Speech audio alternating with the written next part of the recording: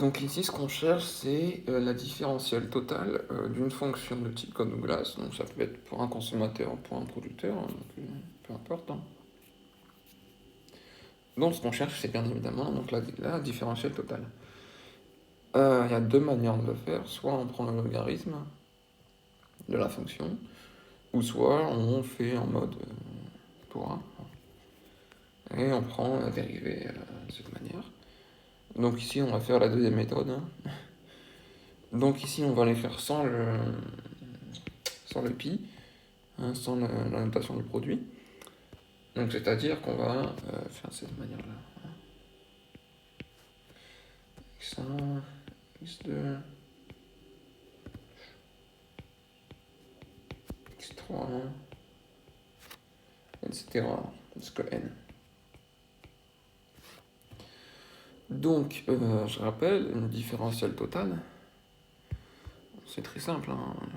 C'est-à-dire qu'on a df, donc on a n variables. Hein. C'est-à-dire que c'est la dérivée de f par rapport... Oula. En sachant que ici on a f, donc qui est le vecteur des biens, donc qui va de x1 à xn. Donc si on prend la différentielle totale d'une fonction avec n variables, où on a x1, x2, xn, eh bien on prend la dérivée de f par rapport à x1, donc dx1, plus la dérivée de f par rapport à x2, dx2, etc. jusqu'à n.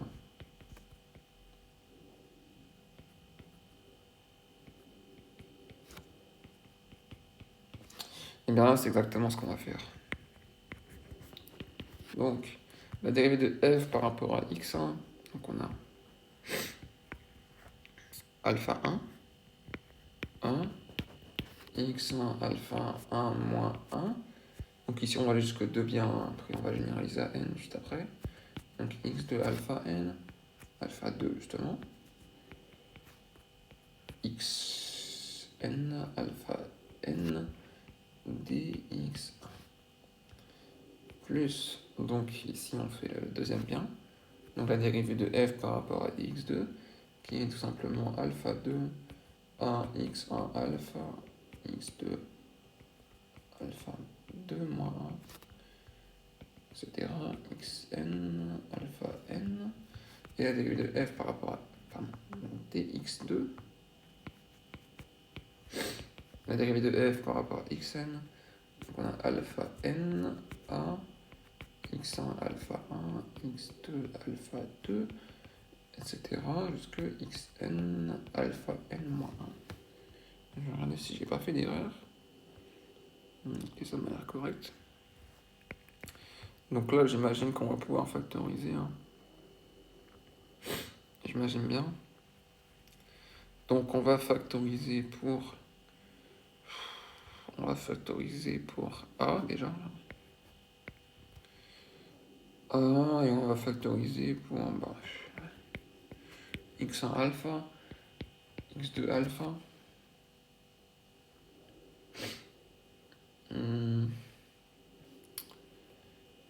Jusqu'au bout. xn alpha n. Et on factorise. Donc dans un premier cas, on a alpha 1 en plus 1. Et on divise par x. Sans oublier des x1. Et après, c'est pareil partout. Alpha 2 x2 dx2. Plus 3 petits points, plus alpha n xn dxn. Ok, je pense qu'on est bon.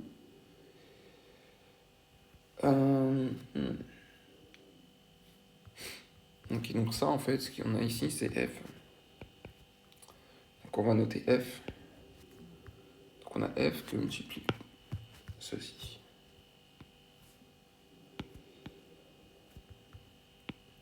Ceci.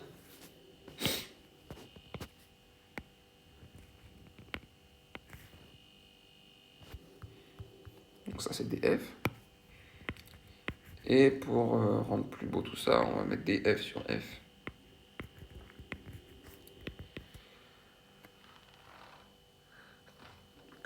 Pardon. Donc je disais, donc on a df sur f qui est égal du coup à ce qu'on avait copié-collé tout à l'heure.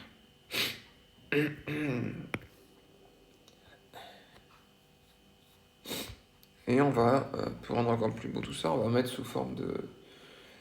Oui, comme ceci, allez, pourquoi pas. Donc, la somme des i égale 1 jusqu'à n des alpha i ici, des ici, des f sur f. Voilà, donc ça c'était la différentielle totale d'une fonction de type Codd-Douglas, que ce soit pour le consommateur ou le producteur. Ce qui va juste changer, ça va être peut-être la notation. Mais sinon, l'idée est exactement la même.